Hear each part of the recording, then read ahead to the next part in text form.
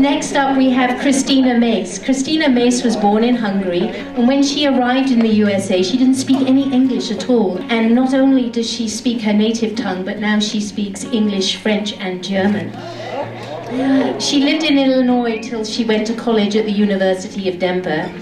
She lived in Switzerland for 4 years and opened the Pine Creek Cookhouse and has been a private chef and caterer. The thing is, we don't know each other's stories. We don't know all the beautiful and terrifying things a lot of people will go through. We just take them for face value. And once we get the human story with each other, whatever it is, there's so many stories, and I just think I'm just like now like so amazed at how many people's stories are coming forth. And yes, we all have the human experience in common, and we need to share that. Let's put our hands together to bring up Kristina.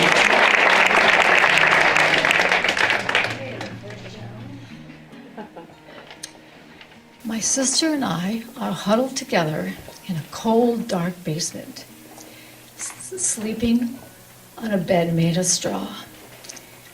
And the silence is broken by distant gunshots in the city, and fear becomes our constant companion.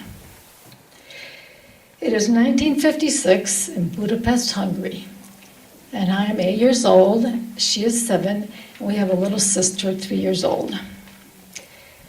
On October 23rd, the very, very zealous youth of Hungary finally rebelled against a brutal communist regime.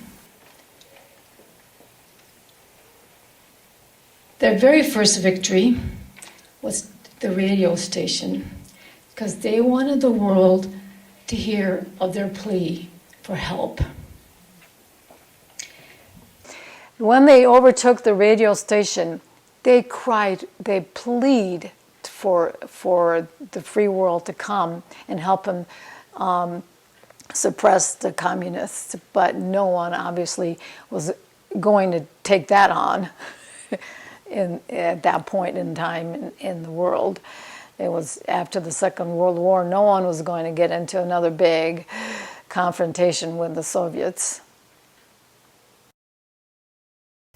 We obviously couldn't go to school, and we were confined in our apartment, but one day my mother said, let's go into the city. You can join us in the bread line to get some provisions. When we went into the city, what we saw was a total war zone. Cars turned over, abandoned tanks, and the buildings bombed out, including my favorite pastry shop, where I used to love eating chestnut puree. We did not live in the epicenter of this war zone, but on a beautiful rose-scented hill lined with ancient chestnut trees, and we loved to gather and roast those chestnuts. It was a very cathartic thing for me to tell my story, and as I said at first, I really wanted to go into my headspace and tell it from this is the timeline of the world, of my world then. But then I went into my heart space, and it was so different because so much came out for me, and I could really feel what it felt like as a child, and I could feel like what it feels like for people to be an immigrant. Shortly, the rebellion was squelched because the Russians surrounded the city with over 1,000 tanks, and our beautiful hill became an outpost, and the tanks started rolling up and down our street. We had to cover our windows with blankets, and I remember one day being a little mischievous and looking through the blanket. My mother noticed me and pulled me aside quickly and said, "You mustn't do that. With the slightest of movement, they could bomb out our building." Well, soon thousands and thousands of Hungarians decided to flee the country. And my parents did likewise. But they didn't tell us of this decision. But the night before we were to leave, my father announced to us that we will be going on a wonderful holiday to a far-off land, and we must be very brave along the journey. And yet imagine our excitement. The following morning, though, as we were saying goodbye to our grandparents, with their eyes full of tears and they were so sad, we were wondering, why aren't they happier? We're going on a holiday, and it's too bad they can't be coming with us. The holiday thing, I think, was just a way for them to make us feel excited, and that instead of starting out with fear, because we already lived in the fear of the tanks rolling up and down our streets and living and hiding out in the basement in the middle of the night, and hearing the guns and the devastation and the bombs, and as the tanks were rolling up everywhere. So we already had that visceral information in our bodies, but I think they just wanted us to feel a little less threatened as we were leaving. We boarded a very crowded train. It was very hard to find seats. And everyone was laden down with provisions, including live chickens. That evening, we arrived in the city where I was born, way past the curfew. We hurried to my uncle's house, which happened to be located right across a building the Russian army had overtaken. And my father threw a few pebbles into my uncle's window to alert them that we were here. They didn't have cell phones back then. And as my uncle opened the door, he and his son greeted us with machine guns. And we were recognized, so we were taken to safety very quickly. We had to hide out in this little apartment for a few days. Then once again, we boarded a train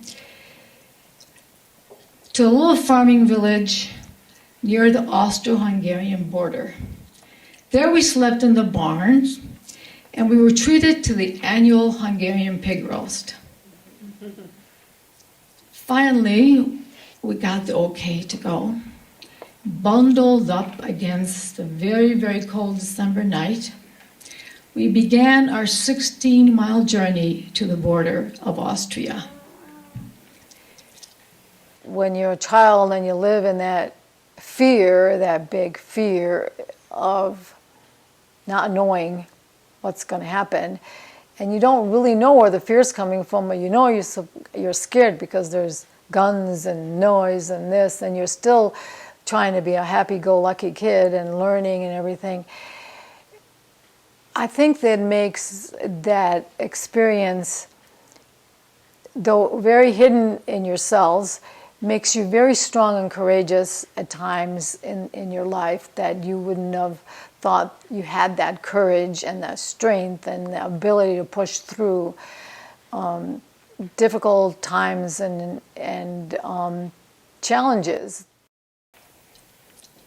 Soon into our journey, 3 men were approaching us. Our guide scurried us into the bushes, and as it turned out, they too were fleeing the country, and one of them was even on crutches. But they were really great companions for us children. Our very first hideout was in an abandoned shed as the dog sniffing patrol below us went by. When it was okay to go again, we started to the border.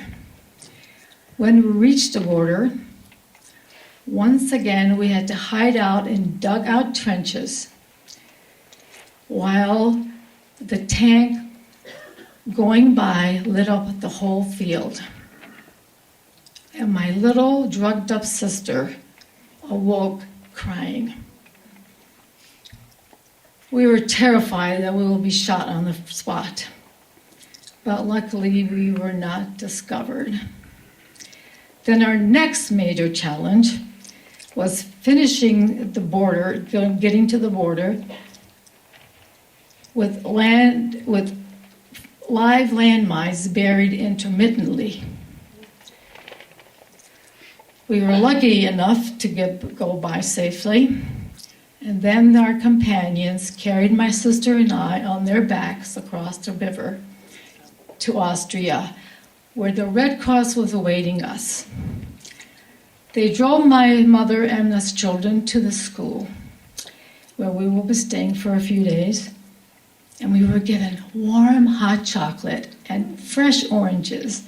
The very first time I ever had an orange. All immigrant stories are important to tell. It's still part of the world dynamic of people leaving horrible situations in war. Mostly war is the worst, and oppression.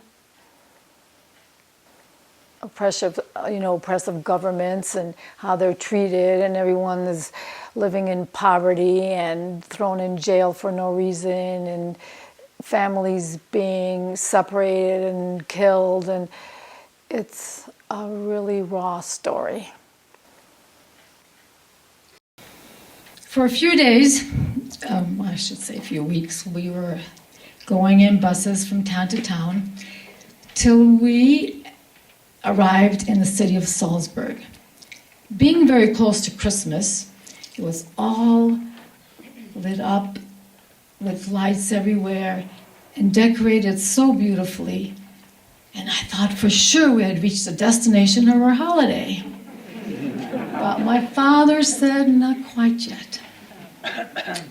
We stayed in an army camp, and because my father had a sister living in Illinois, we could be relocated very quickly.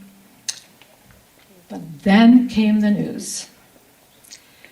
Our family and 2 others will be flown to the United States of America on President Eisenhower's Air Force One, named the Columbine.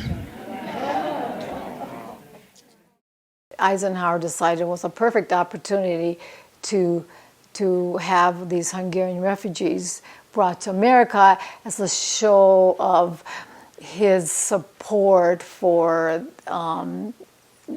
these Hungarians leaving this country, and